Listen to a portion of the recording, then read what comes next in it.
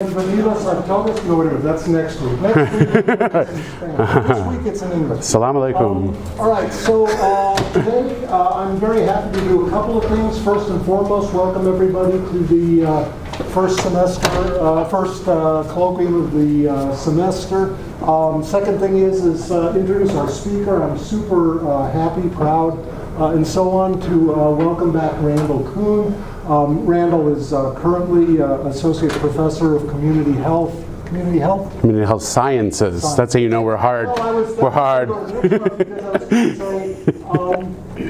Where he is a very active scientist and scholar. He's an expert on any number of things, including what you'll hear about today, immigration and health, dating back to his graduate days here in the graduate group in demography at the University of Pennsylvania. He is a leading expert on MATLAB, which is not just a program for inverting matrices and things like that. Which I can't do. Right, but it's actually, even before then, was a large demographic and health experimental site in Bangladesh that has been going on and on now for over 40 years, in which you're the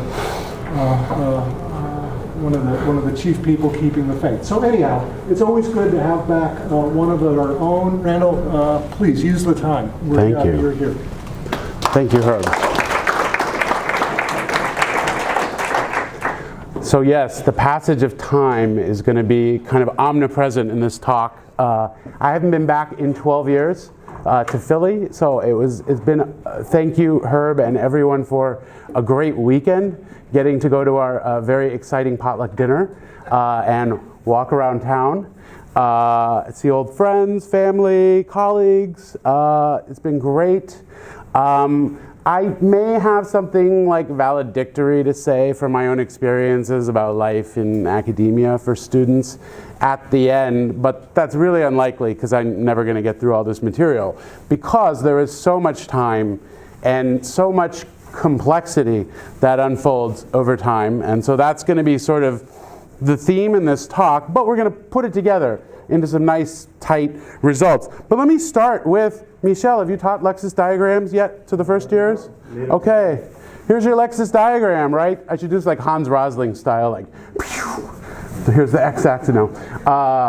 So we have, right, time on the x-axis, age on the y-axis, and we see the diagonal is a cohort or a person, in this case, passing through their lives. In this case, me, perfectly situated 45 years from 1972 to the present. I'm not quite 45 yet, but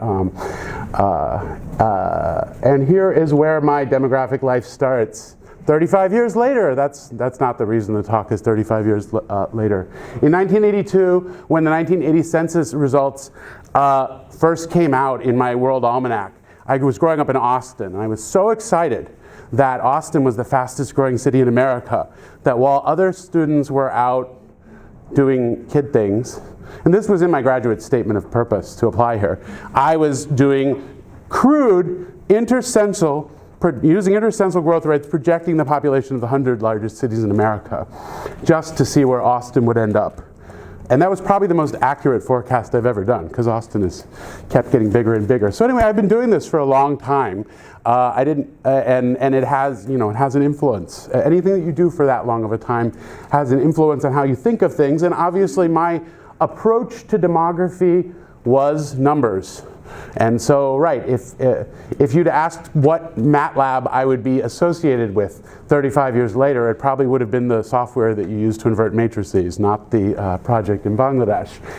In 1991, while contemplating a future as a baseball statistician or an actuary, I'm like Columbus. I didn't discover demography. I walked by an old house in Berkeley across from the football stadium with a sign that said Department of Demography.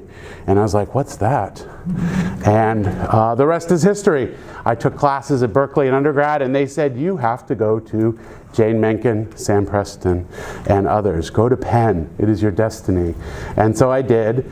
And then I really thought I would be quantitative, variable R and all that. But somewhere along the way, I became very interested in not just, right, I say from numbers to narratives, and we're all about numbers, narratives, but I got immersed, for better or worse, right, in the complexity. I was part of this first cohort that really felt like we could, be out in the open, that we wanted to do mixed methods and go out to the field, and it was an exciting time. There was lots of money to do that kind of thing, which is great. And I went off to Bangladesh to this place called the International Center for Diarrheal Disease Research, Bangladesh, the worst acronym in the world, and started working on this survey project with Jane Mencken and Andrew Foster, who was here last year, talking about this project as well, and others. We published a lot from that first survey, the MATLAB Health and Socioeconomic Survey. Never as much as you want, but always more than anyone wants to read. And then we submitted our first proposal. So this just gives you an idea of the time scale, especially of doing the kind of work, right? For those of you who are sort of thinking, should I grab 27 DHSs and mine them, or should I go off to the field and collect it, get involved with a big survey or data linkage project, or worse yet, a survey and data linkage project. In 2004, we submitted the first proposals for a follow-up to MHSS. We got it funded by NIA in 2009, finally, which was right after 2008 when we had the Great Recession. And so it was, of course, the budget was cut, everything was delayed, budget was cut 20%. We had to go out and get 2 more grants to make up the gap. And we began fieldwork in 2012, and then that ended up taking, and I'll get to why fieldwork went from 2012 to 2014, but you can probably guess, right? Migrant follow-up. And then 2017, we're still analyzing, cleaning, and getting ready to archive these data. So it's been a long project, still going on. For those of you who are looking for topics or data will be public use fairly soon. There are also opportunities to get in sooner than that. But let me tell you about the project. Okay, it all begins, right? So, long-term effects. Do improved early life conditions lead to better life chances? And we know this is correct because Jeffrey Sachs told us. And I bring up this sort of, there's this, so we take it as a given in the world of development. And I, taught in global health programs for a long time. So, over there it's, kind of, it doesn't matter whether you assume, that health does lead to development, or you're skeptical, or you think it's conditioned, or whatever. It's it frames how the development space has approached health for, say, certainly from 2000 to 2015, and still in many ways, even in a world of sustainable development goals, where there are 187 targets and they're supposedly interconnected. Really, still, our big premise is that somehow a healthy start in life will kickstart cycle of individual development and empowerment, whatever it might be, and community and national development. That being said, our evidence base is not what we'd like it to be, What seemingly led Jeffrey Sachs to become such an advocate for promoting health to drive development was largely the publication of one paper by Gallup and Sachs that convinced him that this was really important. I hope I've summarized the literature that, historical evidence, is fairly strong that 30-40%, Fogel and Costa and others attribute, say, 30-40% of all economic growth in today's developed economies to some kind of health or nutritional change in the past. Pretty strong there, but then the macro data on the current context, on current recent countries that are developing, shows generally positive but fairly sometimes quite weak evidence between improving health and development. And partly this is, they might argue the pull, Malthus's pull, that, things get harder when more people survive. That's a good thing, but it gets complicated. And then there's the economic equilibrium, This is Acemoglu and Johnson's argument, is that you can give people a healthy start in life, but if the institutions and the roads, the bridges, the government, whatever, are still not functioning, that the returns are going to be limited. Observational research, say just associations between achieved height and earnings, are pretty strong. And there's been a lot of research looking at negative shocks, right? So natural experimental research that looks at negative shocks like the Spanish influenza epidemic on health that offers some fairly compelling evidence. But there haven't been that many intervention studies. Of course, there's one notable one that our colleague Jerry Berman did in Guatemala. There aren't that many others. The evidence from some of these is fairly mixed or complicated, like say the worms at work study that Michael Kramer and Sarah Barrett did. And so, just overall where we're left with is, we need obviously more evaluations, right? Some kind of gold standard, intervention-based evidence on the long-term effects of health or improved early life chances and economic outcomes. And there's this whole boom we know of randomized experiments that have happened today, but the main point is we can't wait, right? What we really want would be someone did a perfectly randomized controlled trial with a wonderful multi-arm saturation design 35 years ago, right? They got the magic research time machine, and today we could observe the effects of that RCT. That is not what we have in MATLAB, right? What we have in MATLAB is it was one of the few places where someone made an effort to place a program in a way that could be evaluated, and they kept up the data systems that would allow, and the program worked, right? So this is sort of where we're at, right? That the key is you'd like something randomized, but in the absence of that, if you had something 35 years old, you'd like it to be a program that worked with long-term follow-up and a way to deal, right? The big thing that is a challenge for most of the existing long-term studies is attrition bias. How do you keep track of people who were treated 30, 35 years ago and follow them? And the final challenge that another challenge that we have is that we're interested in whether health affects development, but health is not the random thing you randomize or that you place. It's the program. And programs carry lots of other effects, right? Programs create connection to government and the international system. Programs create jobs and opportunities. That sometimes and programs make a place nice sometimes, and people migrate. And few interventions occur in isolation, right? In a place where there's one program, there's often a lot of other stuff. And that makes it hard. And that's what makes, I think, MATLAB, this site in Bangladesh, very interesting. Students, how many of you have not heard of the MATLAB site at all? It's okay. Good. Easy. So I'll blow through this. Right. These interventions worked, and I'll get to that in a sec. This is really just the overview of the talk. I'm going to talk about the census and surveillance data, right? This gives us a baseline. That, again, not a great baseline, but a baseline 40 years ago, which is, again, we're going to be in the zone of better than no baseline, right? It's not going to be a pre-post, difference in difference design. No one measured, no one did a Raven's matrices, cognitive test and toe taps and, 20 minutes of income data collection in 1974. They asked about 20 questions that you'll see. We then collected surveys in 1996, the MATLAB Health and Socioeconomic Survey, which I was involved in as a grad student, and this follow-up survey that I'll talk about. The follow-up survey did have endless migrant tracking, which we're very proud of. We hope that we did it in a way that others can either not have to do it, maybe, or that they can do it more easily, or in different ways. And I'll hopefully get to talk a little bit about that. And then I'll mostly try to get to this paper on the impacts of the MCH Epi program on employment, wages, and migration, for focusing on just one of the many groups that were impacted by this program, which is the children born during the program period of 1977 to 1989.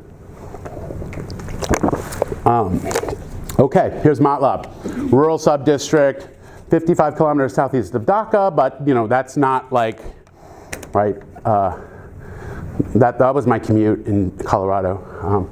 And it took a long time, but it didn't take 6 hours, right? This is not, right, it's just ruling out, this was not an urban area. Nowadays, you can actually make the trip in 2 hours without traffic. The problem is once you get to Dhaka, you add on 4 hours, getting to, right? There's the equilibrium, right? The technology has changed, but the trip's gone from like 6 hours to 4 hours. You still really can't commute between these places. So it is a rural area, right? That's one of the questions that comes up with MATLAB research. Is it different than other places? And I'm like, is any place not different in some way, right? And, you know, other response would be, is Framingham different from other places, right? The point is, this is a place that's different where we have really good data and we know the ways that it's different because we've been tracking it. But anyway, it's you know, fairly close to the city, but not close enough to live there, but does mean there's a lot of migration, which we're going to get to. In 1963, for one nefarious reason or another, it was called the Cholera Research Laboratory back then. This was still Pakistan at the time. They renamed themselves ICDRB. They set up a field station. This was kind of a Hopkins run, you know, sort of the old way we did research. Field station and hospital that was basically focused on clinical trials for vaccine and ORS. But this was a group of very smart people, including folks like Henry Moseley, Lincoln Chen, and other people who were influenced by demography or figured out the demographic approach on their own. Who recognized that a demographic surveillance, a registration system, would be really useful to keep track of where the participants in the trials had gone, who had been part of a trial before, right? And this is hopefully an effort that is scaling up globally, that everyone, I argue, should be registered if they want to be in a system. So the HDSS started earlier, but starting from 1974 is computerized. It includes, for about 200,000 people in 141 villages, so a bounded area, does not follow migrants. Monthly, now it's bi-monthly, it may become less frequent fairly soon, but hopefully they can bolster that with phones. Registration of every, right, prospective registration of every birth, death, marriage, and migration. So Swedish-style vital registration in a very disadvantaged setting. Along with, and what that gives you, of course, for aging research, a big thing it gives you is precise age data, right? If you were born since 74 in the area, we know the exact date of birth. If we guessed your age when if you were born in 1950, better that we guessed your age when you're 24 than guessing it now, right? Because the problem is if you look sick or frail, we guess that you're older than you are, and that kind of messes up our age frailty model, as you guys will learn from many of the folks in this room over time. Censuses in 1974, 1982, 1996, 2005 provide baseline data, critically not just for the people we surveyed, but for the people that we never got a chance to survey because they died or migrated. So we know something from prior to the program about the folks that eventually were treated. So we can essentially create, again, we're trying to mimic as best as we can to what you would want to do with a real randomized controlled trial, going back in time. And again, Andrew Foster was here last year to talk about how that involves backing our way into a panel of the ascendants of the people who were in the survey and coming up with these very complex weights to account for the fact that who we sampled in 1996 that their households might have changed as a result of the program because fertility was one of the targets of the program. And GIS data starting in 1996. Okay. The MCH Epi Program, you know, highly influential. It's sort of the, you know, basic template for the very concept of maternal child health / family planning, right? That / part emerged in MATLAB. And there's lots of great stories to tell about that I won't. The key innovations are in-home delivery of family planning, right? They discovered that the problem wasn't some deep resistance to family planning. It was simply that women wanted family planning but couldn't leave the house. So whatever your perceptions were about gender targeting, or about women's empowerment and about feminism, the notion was if you thought that people should have the contraception, then you would bring it into the home, if that's the problem. And again, that's not necessarily what you would do if you were doing a women's empowerment program, but if you were doing a family planning program, then in-home delivery was the solution to a particular problem, as potentially was method mix, right? This was a follow-up model. Basically, they got some uptake, not enough because women didn't go to the clinic, so they brought it into the home, but a lot of women were quitting because their family planning is challenging and you run into a lot of problems. And so having consultations, someone to talk to, and alternative methods, right? And method mix is a very subtle thing, right? For the most part, everyone used injectables. But just the idea that you had other options was sometimes fairly helpful.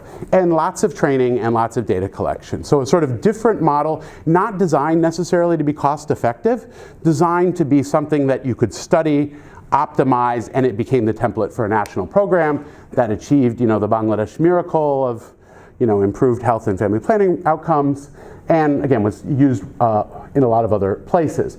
There was a in addition to the HDSS, there was a record-keeping system only for the treatment area that tracked uptake of services, anthropometry, and some other outcomes, which could be useful for some things. And there were many short impact studies using the HDSS and the RKS that basically show how powerful, that the program worked, which, of course, one of the things you need for a long-term study. Because things fade out over time, you're going to want a program that actually worked.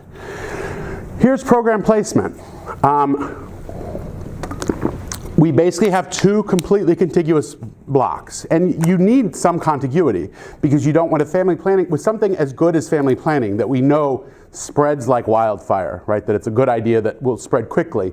You don't want to have spillover by. You don't want neighbors passing the idea or the product to their neighbors. So you want blocks, but these blocks were not selected for any, were selected for fairly just convenience reasons, but they're not random. You can see the town is in the treatment area. The star is the town in the treatment area, though it's on the boundary. So if you were in that part of the comparison area, you get to the town. But the point is, there are differences in all the things that we're interested in. There are things, alternate stories that you can tell. The good thing is, from the history of being in this site, we know about these things, and they're documented, recorded meticulously in community surveys going all the way back to 1978, so we can control for them and run interaction models on the treatment. But, so it makes life interesting. Okay, quickly through the study design. So we have this census, right, this is critical. We have a census in 1974. We have introduction of mother services, so mainly the family planning, right? This idea that family planning might be bolstered by helping the kids not die as well came in later. In 1977, you had family planning. 1982, they added measles immunization, which is, we don't have much measles in the world today, but this is serious, high-impact stuff, especially for cognitive outcomes. Then DPT polio, vitamin A nutrition, then some acute respiratory services. It was a living laboratory. There are a lot of other smaller studies that were sub-pieces of this, as well as randomized control, drug trials that were going on in this area. And so there's all kinds of stuff that's going on. And so you're going to want to use a lot of fixed effects. If you have a particular concern that some program might have affected your outcome, getting the data on what happened in these areas is important. But basically what we have is, we have blocks. We also have sub-blocks that I'm not going to talk about today. Like some areas got some services before, but essentially we have a treatment area, a comparison area, and essentially two time periods, cohorts, right? One that got family planning only, and one that got, that should say family planning plus MCH, the one on the right. Right, we have a whole differential service period, right? In 1989, all of these services were absorbed into the national program. So, right, the stuff worked. In 1989, the rest of the country, including the comparison area, got these services. They still didn't have the same customer care model or the same worker ratios. But the services, at least, the gap narrowed on that. So we have a period of differential targeting. And again, we have a period where there's family planning only and family planning plus MCH. And then in 1996, we had a survey that measured medium-term impacts.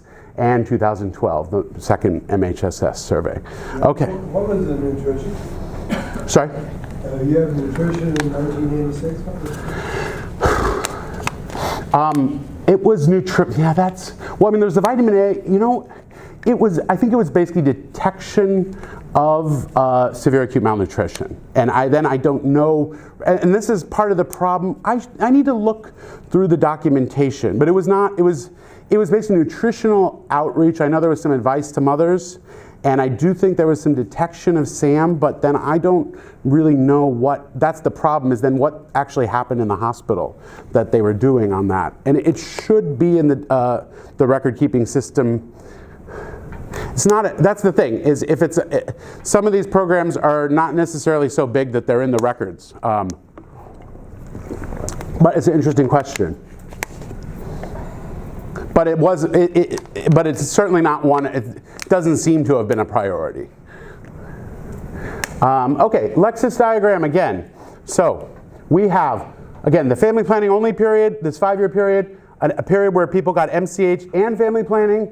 Here's the first census, MHS1, MHSS2, and here's women of childbearing age. And again, a big focus of this project that I'm not going to talk about again after this is the mothers who receive benefits under the program. There are a lot of hypotheses that people have about productivity, about women's economic empowerment. This is very high on the development agenda, right? It's Melinda Gates' big thing, and she talks about MATLAB in her TED Talks, and it's not clear with what we're going to find that's going to help her TED Talks necessarily, but we'll get to that. But the point is, right, we can define the women who are exposed to the program, who are eligible in a bunch of different ways, but say, here's just an example, right, of a diagonal defined as the women who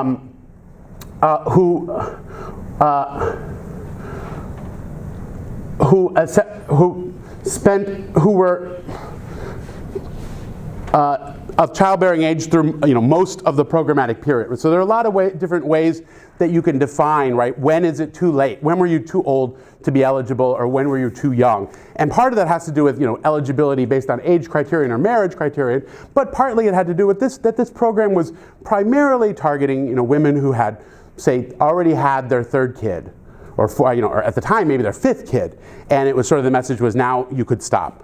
That it wasn't, say, oriented around spacing, or wasn't an adolescence program or anything like that. So, but the point is there are different ways to sort of define this cohort, but the point is you'll get a cohort that is, right, we can identify them as a birth cohort, but we would really identify them as being based on how, right, the question is what is the nature of their exposure? And of course a mother, in this case, is exposed as a direct beneficiary, but also as someone who had fewer children. And so for the adult stuff, it gets very complicated, right? That having fewer kids was a big decision. And there's a lot of people who think that it was a sacrifice, and that whatever benefits you may have from, say, getting tetanus toxoid vaccine and having healthier children may be offset by having fewer children. And we got to get to that. So for kids, it's a little more straightforward, right? We basically have a group of people who were born between 1977, and again, this is specifically October 1977 to March 82, and then later. So right here. So this just summarizes, right? Essentially what we have is the group who got the child services, who I'm going to focus on, were born 78 to 89 during this period of differential service. They were 7 to 18 at the time of MHSS1, and now they're at the time of MHSS2. I should say now, it's already like 3 to 4 years ago. They were 23 to 34 years old. So prime earning years, probably not the years to detect too many of the health impacts. They're having some kids, so we can also start to look at the next generation. And that's something we're doing. It gets more complicated then because you'll have families composed where maybe the mom was treated and the dad wasn't, or vice versa. It gets a little more, assigning treatment status becomes more complicated across generations. Okay, program uptake. So just some quick, again, did the program work? We see this fairly gradual split in, this is where she used the pointer, right? I never know how to use this thing. Wait, is this? I don't know what, forget it. Gradual split in contraceptive prevalence rate and a very sharp jump up in measles immunization. And again, the comparison area on measles is not 0, it was untracked, but there was no measles vaccine available. And the survey data certainly back up that there was essentially nobody was getting immunized outside of the treatment area. Fertility rates, again, you see a difference open up pretty quickly and hold. The gap didn't close like magically in 1989. It took a couple years for the gap, but you basically see this, this set of cohorts for this basic period where there's about, again, not like a 3 or 4 child differential, just a 1 child differential between treatment and comparison. The children ever born for those cohorts, and or in TFR measured in the period of time. And again, that one child was not some random child. It was, the last child that you would have had, say, in your 30s or something like that. Under 5 mortality, you see big and immediate impacts in reducing mortality. You also see a couple other things, right? You see a trend down in both sites. There's other stuff going on that lowered child mortality very rapidly in Bangladesh. But you see a big differential in the short term. The other thing you see is that spike in 1984, right? That was a Shigella epidemic. That there was nothing the program did that prevented or treated Shigella, but you kind of see what you would expect to see, which is mortality spiked in both areas, but the spike was proportional. That mortality was still lower in the treatment area. Okay, so 1996. Again, I was involved as a student in the MATLAB Health and Socioeconomic Survey. It was a representative survey of 4,700 households. It was basically modeled after the Indonesian Family Life Survey, so fairly familiar design to those of you who have looked at Indonesia or Mexican Family Life Survey or any of that type of survey. So there's a household book, household economic book, individual, health and life questions book, and some, observed health indicators, and then a child book and a community survey. And just here's some quick results. So this is from work by Tanya Barham, looking at the medium-term impacts. This is using this design. This is just results specifically for the children born 1982 to 88. So looking at their height, their education, height, and mini-mental state exam performance in 1996 when they were 8 to 14 years old. That basically you get significant and positive and, pretty good. Jeffrey Sachs would be pretty happy. People who overread the literature on health and development might not be as excited. That might seem small, but as demographers, we would think, quarter standard deviation gain in schooling for treatment relative to comparison, similar for height and even bigger for mini-mental state exam would be pretty good. For the group just older, the group that were born when there was only family planning, no significant effects, and on the mini-mental state exam, there was actually a negative coefficient that was, bordering on significant, but once you controlled for things, it went away. But certainly they're not benefiting. And always in these results, you get some inkling that the group born 77 to 82 may be suffering a little bit because their younger siblings got these services. Which again, but it's not the dominant. The dominant story is that the ones who got benefits, were the ones who got health services, and the idea that this is sort of a family planning driven effect is very unlikely for a variety of reasons. That it's basically the vaccines and the other high impact health services. Okay, so I said it took a long time, but we got funding for a second round of MHSS. MHSS 1 had a primary and a secondary set of households. These were households that lived in the same compound of the original randomly sampled household for studies of aging and social networks and aging. We dropped that second household just to focus on the group that was easier to understand because the survey is complicated enough already. So it's a cluster sample. We sampled residential compound first, then sampled one household within that residential compound, which left us with 2,700 households in 1996 that had grown to 10,500 households in 2012, with more than half of those households outside of MATLAB. 35,000 respondents in the survey.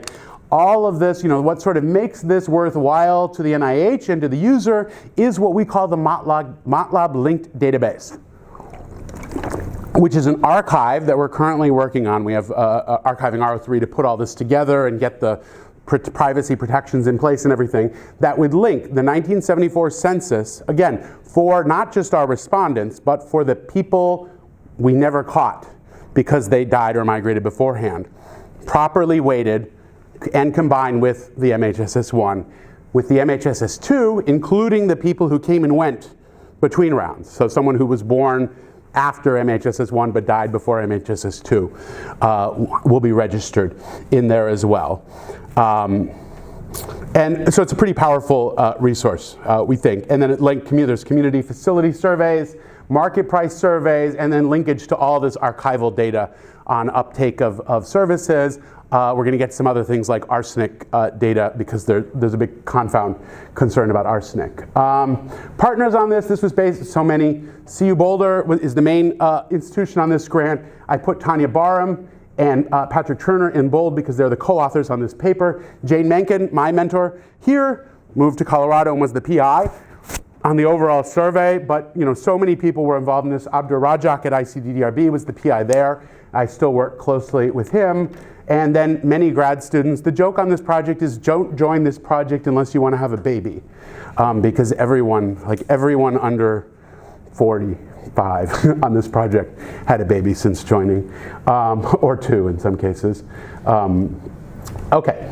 And of course, this would not be possible without ICDDRB's meticulous maintenance of the HDSS database for all these many years with, not necessarily all the scientific credit that they deserve, and the very patient people of MATLAB. And one of the weirdest things is if you're under lifetime surveillance and then you leave, you don't necessarily say, oh my God, thank God I left that place. No one's going to come asking me questions every month. But it is surprising when they come find you. You're like, I left. No, they're back. Okay, they found me. And we use that, right? We go to the parents and we say, he's still part of MATLAB. We need him. He's really, you know how important this study is. We need to get him, your son, even though he's in Dubai, even though he's in the Maldives. We need him. We need his data. I know he's only home for 2 weeks, but we need him. Okay. So impact measures, again, lots of stuff in there, but the big ones: employment, wages, consumption, women's status. We have a gender equitable scale, so not just looking at women's status, but on men's and women's perceptions of women's role, civic participation. Non-invasive biomarkers, there's no blood in here, but there is extensive cognitive and psychometric testing, and a number of the non-cognitive measures of things like affect and delayed gratification that we think, we're not sure, but could play a role in, say, how someone is successful as a migrant, or in a very operating in a very difficult economic context, using social networks, things like that. And then water samples and a lot of toenails, which we still haven't analyzed to address the potential confounding effects of widespread arsenic contamination. MATLAB is kind of ground zero for the arsenic crisis in Bangladesh. Okay, so a lot of other stuff matter. There was a BRAC microcredit experiment. There was a river embankment. All kinds of stuff are changing. What we want to be able to do is control for that. Okay, outmigration, there was a lot of it, right? And I'm going to start blowing through because I know I'm behind, right? Everyone moved kind of, so this is the group that was in the HDSS area, right? So this is among our prime cohort, 78 to 89, right? Only 40% of males and females were left in MATLAB. That meant different things. For women, it meant a lot of them went to adjoining rural areas as well as the city. For men, it meant that 24% of them were outside the country at one point in time. That's not lifetime. That's one point in time. And so we knew about the rural-urban migration. We'd already prepared for migrant tracking of half the sample. Once we got the grant and the budget cut, we went out and got a grant to do the other half of the internal migrants. And then when we saw the international migration situation and realized that we could get about a third of them when they were home for the Eid festivals, and the rest on a phone survey, we went out and got money from a supplement from the NIH to do the migrant tracking. So migrant tracking, and so and this is critical, right? This is, I could just go home after this slide. So this is migration by treatment status, right? We had some priors about whether the program would affect migration. We were aware that there might be reasons that a good program would reduce migration. Possibly a Malthusian effect on population and labor markets. Possibly just that people value the program. And we have, Tanya and I have a paper on that there were reductions in migration at the time that can be that are well identified, and we knew there were reductions in migration at the time. What we didn't know necessarily is that would carry over in such a big way. And again, there was this idea that if the concern is how are people going to use their human capital that they got, their health that they got from this program in the labor market, they're going to have to migrate to use it. So surely they'll migrate more. And it turns out there is some of that, but it's far outweighed by the effect of the program on reducing migration. So literally, so here we have 31% of our target population in the treatment area were in the comparison area were in the city, and only 23% in the treatment, and you see smaller differences in overseas migration. So, right, the big concern, right, is when you have attrition and when you have differential attrition on your program, you got a problem. And so we went out and followed them. Here was our follow-up rates. This is from 96 for the 78 to 88 cohort from the MHSS1 survey in 96, as well as a group of migrants that we added who moved before MHSS1, how many of them had we got after 1 year of fieldwork when we did sort of basic migrant tracking? We used the survey instrument to get addresses and phone numbers and things like that. We made the calls and stuff. We had about 70% of women and less than 60% of men. The next phase was what we call rapid response, where we basically go to the household, and again, we say, we need your child's help. This is really important. You love MATLAB, you love ICD-DRB, this is important scientific history. And then we say, can you call them? We're going to go a couple steps beyond that. We're going to say, can you call them on your phone? Because in Bangladesh, a lot of people don't answer unknown, well, I don't never answer unknown calls anymore, right? So can the parent call the child? And then we're going to go one more, which is, and then we're going to get his number, your son's number in Dhaka. We're going to text it to a tracker in Dhaka, and we're going to have the tracker make contact. Again, if this were a bigger operation, maybe we would actually make the appointment and do it on the spot, or at least that might be the right goal. But at the very least, let's make contact. Have them agree, either set an appointment or agree that this is going to happen, and then wait. So we're still standing in the compound now. Wait for confirmation from the tracker on the Dhaka side, and there will be a paper at IUSSP on looking at the quality of the migrant data, but also looking at the response. Sort of how many days is too many days to wait, say, to do an interview, which is the metadata, the tracking data are always really messy, but I actually think this is fairly important to have some idea about. Okay, so the point is, that worked really well, except we still had the fact that we weren't following any international migrants. So for women, we were getting into the 90% range, but for men, we were still really low because 24% of them were international migrants. So we set up shop during Eid, the two Muslim festivals which just happened, which are 70 days apart. We set up an operation, we tracked people through Ramadan. Hard working in Ramadan, everyone's very hungry, and we sort of ramped up so that we would be able to catch people, right? You need to catch anyone who comes before the festival, you get them, because after the festival you're going to be overloaded with people who want to talk to you after. So you got to sort of plan this out. It becomes a complex operation. You got to have like a lot of food to provide to the team, to kind of, you're managing tote boards and all that. And it was really fun for the grad students, I think. I unfortunately couldn't be there then. And we got, a third, essentially, we got 8%, right? So we got a third of the male international migrants, which gives us a nice sample, again, biased sample, of international migrants who we did see in person, to then supplement and validate, right, to compare to the next 15% that we got on the phone. Tracking migrants in Dhaka was impossible. People are so busy with their lives and everything. Tracking migrants in the Gulf and in Singapore was so easy because they are isolated. No one wants to talk to them. Like if someone calls from home, they want money. They want remittance. Like, where's my remittance? So to hear someone call in Bangla and want to hear about their lives and struggles, sometimes we had the problem that they wanted to hand the phone to their friends to add them to the sample. So that all worked really well. Again, there's some validation of data that still needs to happen, and it's a short survey, right? It's a 25-minute survey, so there aren't as many questions. But basically what we end up with is we would have had a significant attrition bias, even after one phase of migrant tracking, right? We would have had much higher coverage of treated population because they were less likely to migrate, and we narrowed that gap almost out of existence with the multiple rounds of survey. Okay, current study, MCH Epi impact on economic outcomes for the child population. Again, this is with Tanya Barham, who's an economist at CU Boulder, and a graduate student, Patrick Turner.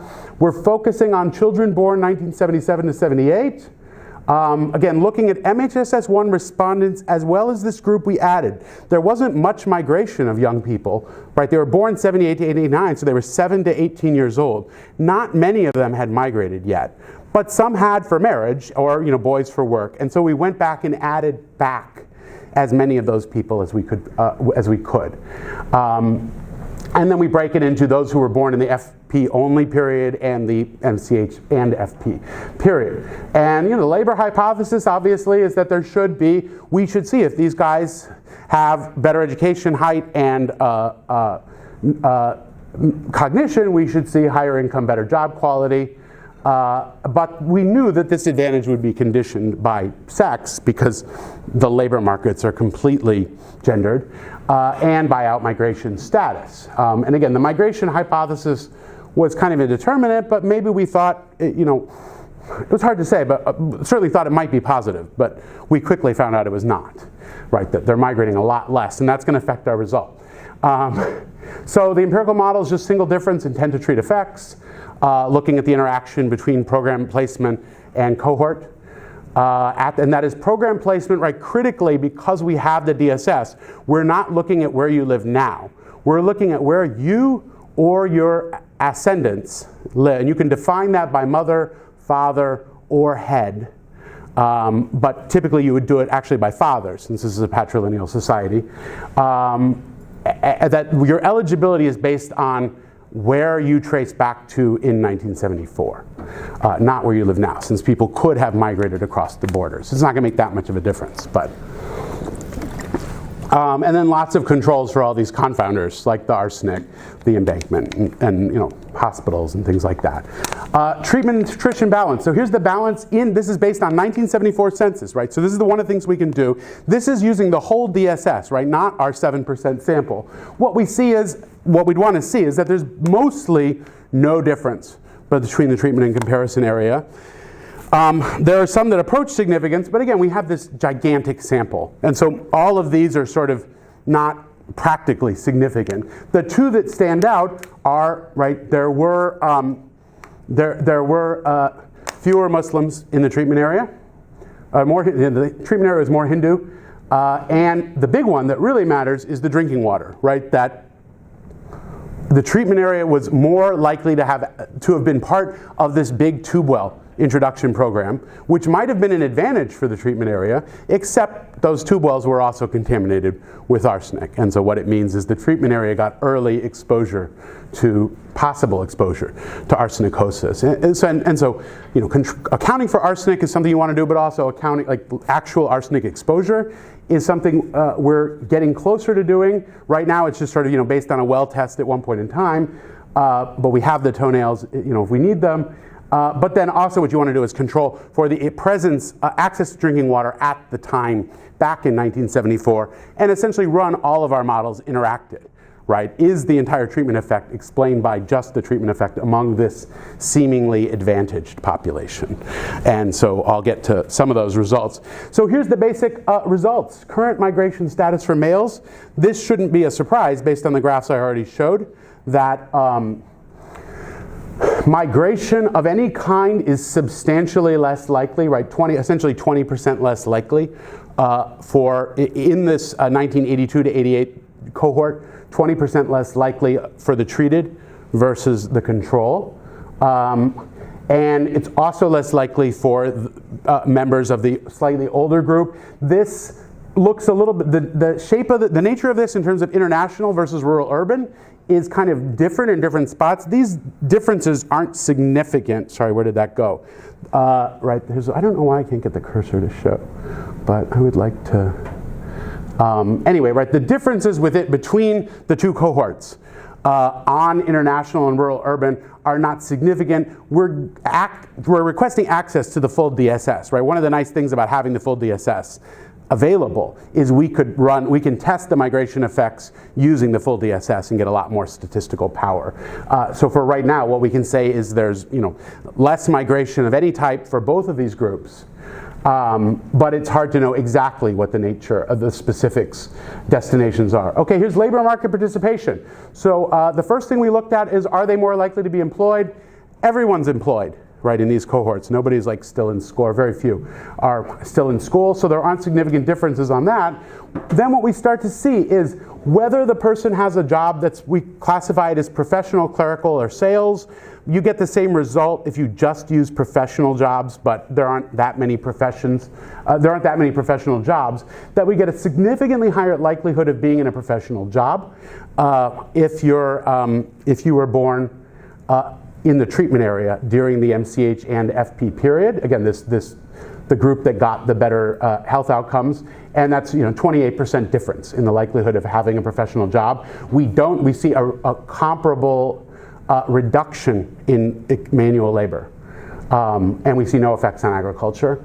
And then on required skills, we asked a lot of questions about, do you use math in your job, or reading and writing? Do you use physical strength? And we see, a pretty clear shift into professional type jobs, into jobs that use reading, writing, and math, and away from jobs that require physical strength. So sort of moving, from the brawn to the brain end of the continuum. And we don't see that among, any other cohorts, or even among the slightly older, the family planning only cohort.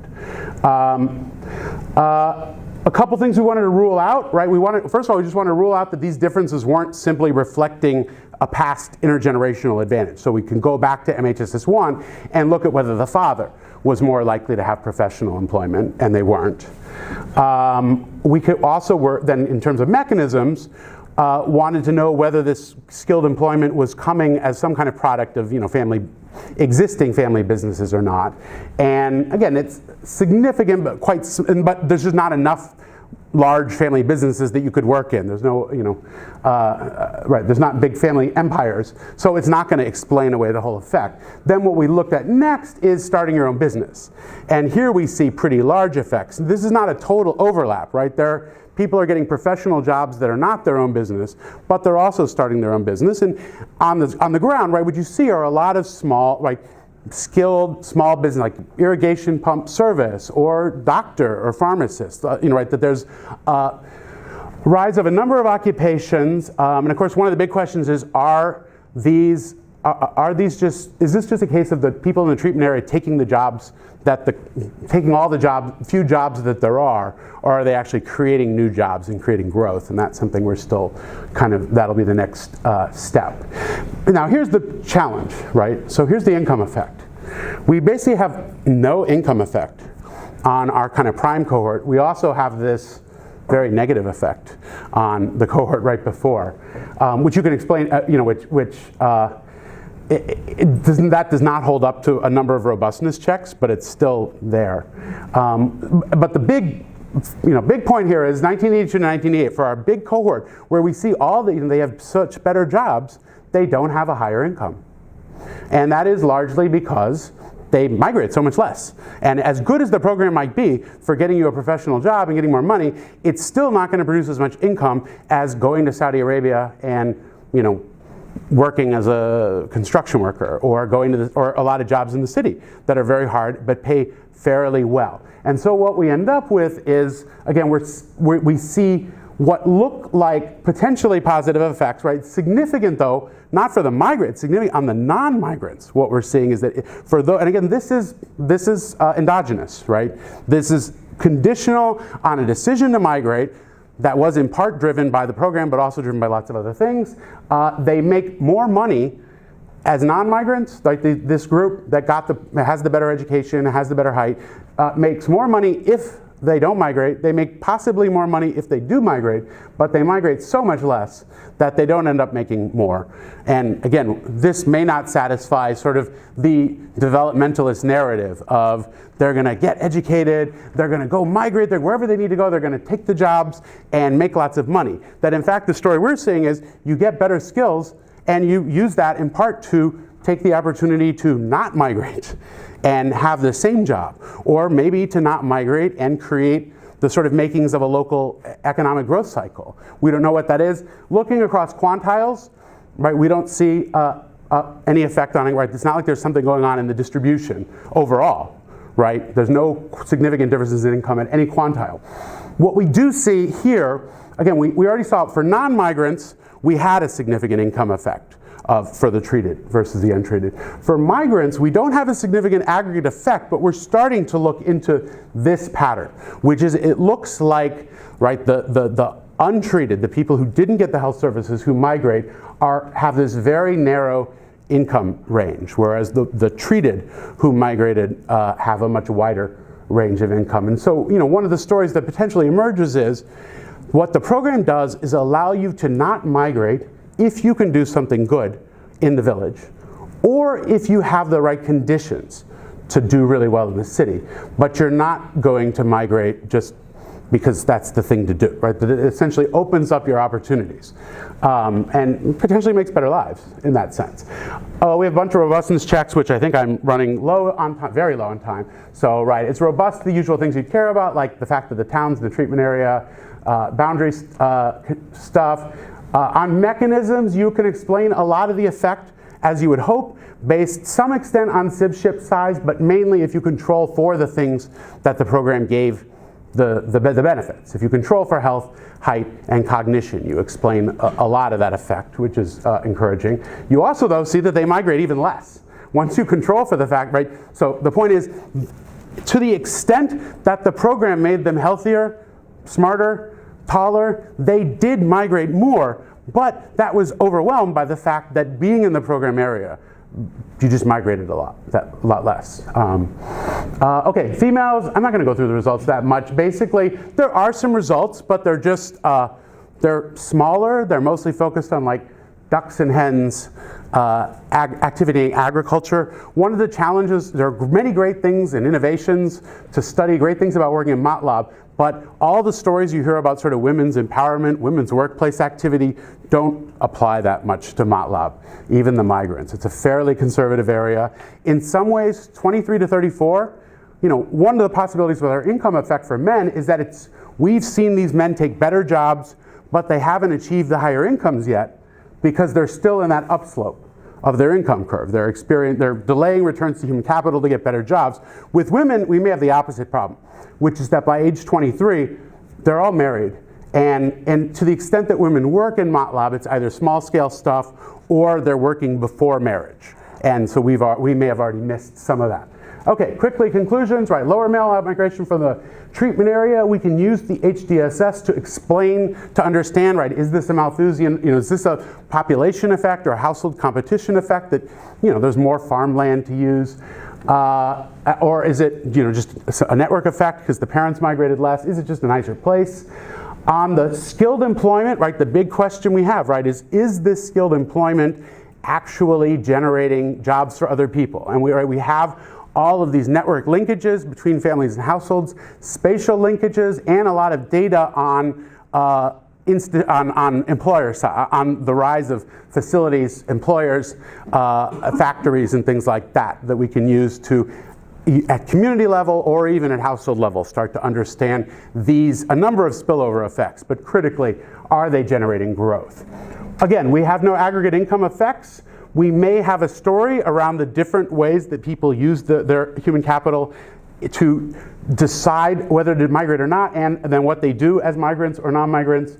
But we're also, want to see in future rounds whether the income returns do start to accelerate. Fewer effects for females, but more work is needed, especially around, aspects of women's participation. Lots more to do. Here's just one of the next steps is to move into political participation and citizenship. Here I'm just showing the rough age-specific results that sort of in keeping with this general story, right, this is an index of political knowledge, civic participation, democracy, freedom, which is an issue that I've become interested in. We see what looks like a similar pattern, right, that we get changes for men, but not for women, that are related to the program. That basically the program potentially for these younger cohorts is creating advantages for men, for the boys born under the program, but not for the girls, which in some ways makes sense because of women's limited role in society and because it's a patrilineal marriage system. So the benefits of the program, you lose some of the benefits if you marry out of the treatment area. Bigger picture, look at the mothers. Intergenerational impacts. There's also I was hoping to talk a little bit about this new we're doing a follow-up survey of the international migrants, a fully phone survey to get all the data on migration-specific health risks, human rights abuses and violence, recruitment, sort of how do people migrate, and so on. And there is public restricted access coming, but there are opportunities to get connected to the data sooner than that if you are sort of excited about this weird wide world of data linkage and linking surveys and program data and demographic surveillance data. And with that, I'll say thank you, and I won't give any more thoughts. Take one question. Sorry, I'm famous for running out the clock. Sorry. We don't even, yes, Just Michelle. one quick question.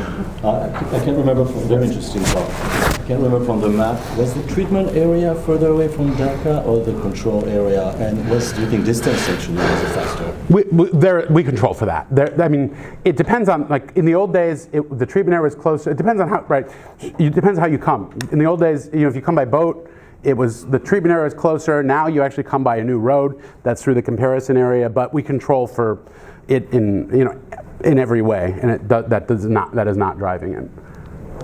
Listen, Randall, you've done us proud. You'll be around for a few hours yet. Yeah. So we'll find you, and thanks so much.